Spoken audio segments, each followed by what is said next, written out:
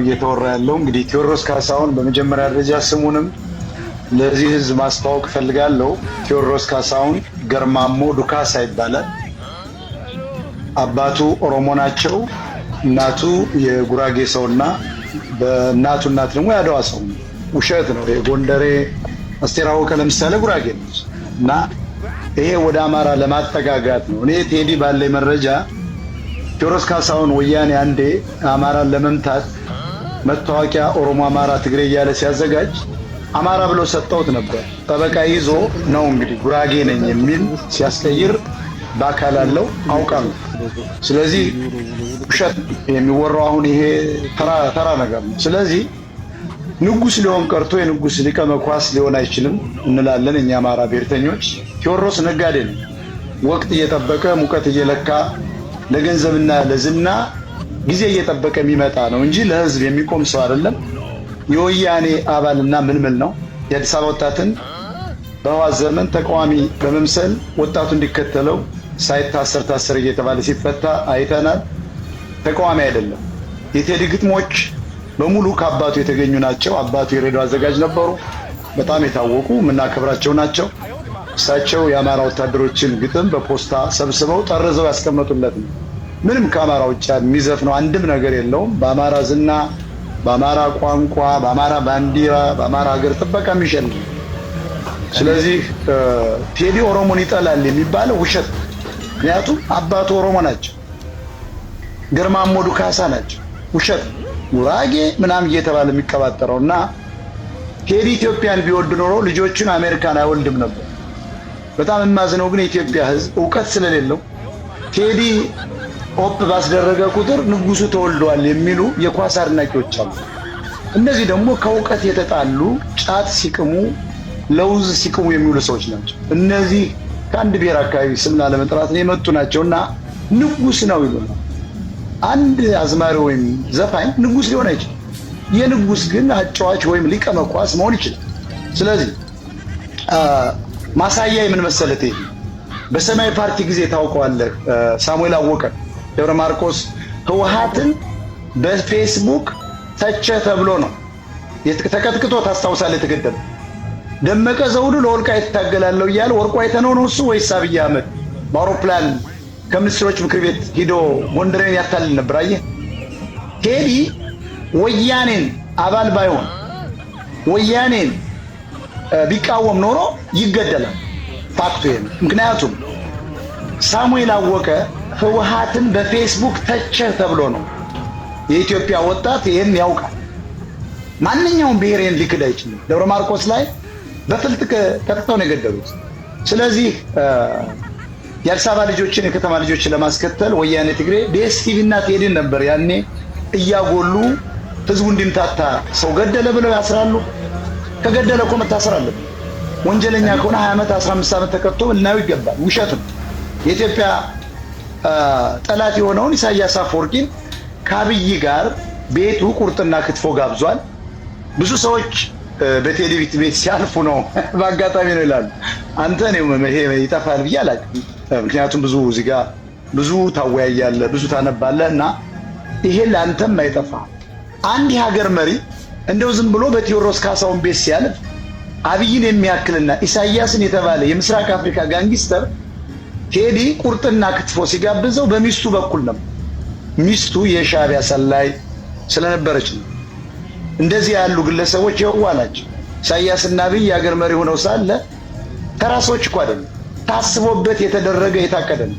ቴዲ አፍሮ ኢትዮጵያ ኢትዮጵያ የሚል ለገንዘብ በቃ ለንግድ ነው።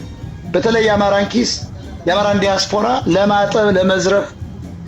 በዚህ ደግሞ የከበረ ግለሰብ ነው። በጣም ከፍተኛ ገንዘብ አለው። በጣም ግንባታ አግኝቶበታል። ቴዲ አፍሮ ገጽታው እየተገነባለት ያለ ሆን ተብሎ ነው።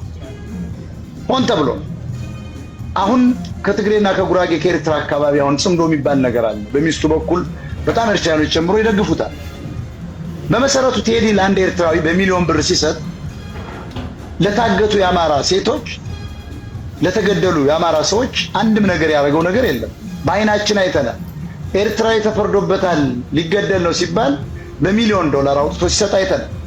ያው ከአማራ ኪስ የሚወስደውን የሰጠውና ቅድም እንደገለጽኩት የቴዲ አባት ሬዲዮ ላይ ይሰሩ ነበር ወታደር ሆነው ሳለ። በዚያን ወቅት ደግሞ የኢትዮጵያ መከላከያ ሰራዊት ያለው አማራው ግጥም ይችላል።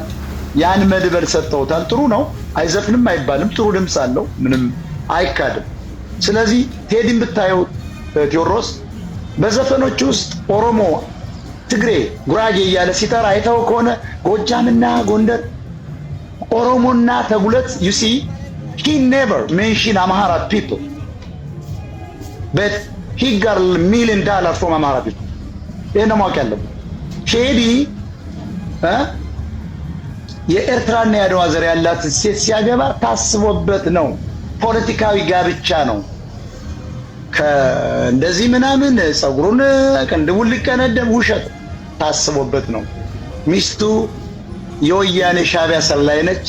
በመቄዶንያና በመሳሰሉት የዘረፋ ተቋሞች ይሄን በኦርቶዶክስ የተኛውን አማራ ከፍተኛ ሼር እንዳላት አውቃለሁ። ኒውዮርክ ውስጥ ከአማራ ዲያስፖራ በተሰበሰበ ገንዘብ ትልቅ ካፌና ላይብራሪ ከኢንተርኔት ካፌ ጋር አላቸው።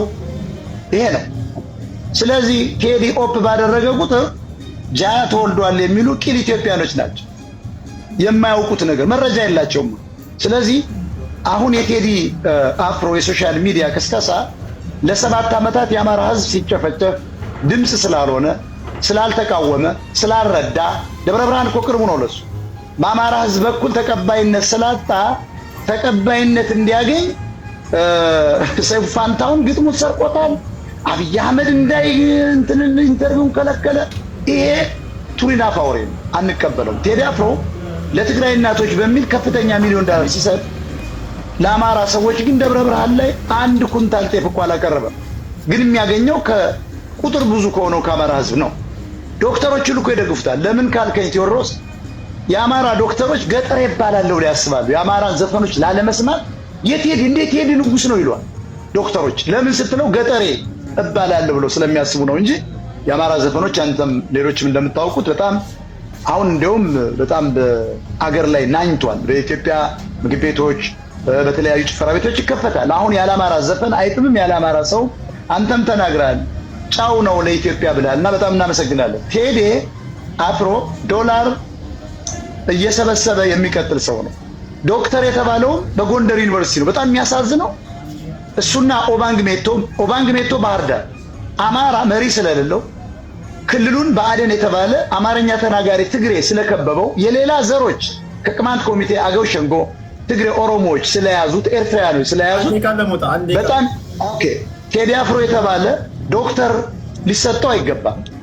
አረሱት ብሎ ያቀነቀነው ፋሲል ደሞዝ እያለ ተነስ ግጠም እያለ የገጠመው ማሪ ደገፋው እያለ እንዴት ተሰጠው ብሎ እንኳን የሚጠይቅ ይሄው ዶክተር የሺኖ ማን የምትባል ጎንደር ውስጥ ያደፈጠች ሴት ነች እንዲሰጥ ፕሮፖዛል ያቀረበች። እና ይሄ ዞሮ ዞሮ ቴዲ አፍሮ የመንግስት ሰው ነው። ህዝቡን ለመያዝ የከተማ ልጆችን ለመያዝ እንዲከተሉት የተደረገ ሰው ነው። አሁንም ከአብይ ጋር ሊጣላ አይችልም። አሁንም የአማራ ህዝብ ጭፍጨፋ ላይ ስላለ እየተገደለ ስላለ በቴዲ አፍሮ ባዶናይ በምናምን እየተባለ በመቄዶንያ who cares ቴዲ ዘፈነ አልዘፈነ ምንም አያገባንም። ስለዚህ በጣም አመሰግናለሁ ሐሳቤን ለመግለጽ ስለፈቀድክልኝ። ቴንክ ዩ ሞጣ። እሺ ወደ አያና እንሄዳለን። ነከኒሰን ሶምነን ቤካ ካሊዲኑም ናኒስ ነጋኒስ ልኪር ካፉዴ ቪዲዮ ሰን ባሴነን ፊዳን ፎቶ አባይ ማመዘን ነማ ጉዳይ ነው ተሰጀራ ቆይ ማመዘን ማኮን ከቡ ማመዘን ነጅራቱ አባያት لا Amazon ya tibangola anda ko tartiba ko de mashana debia hundi ke samay utti ka badara rabbi sola dati Shema Amazon jira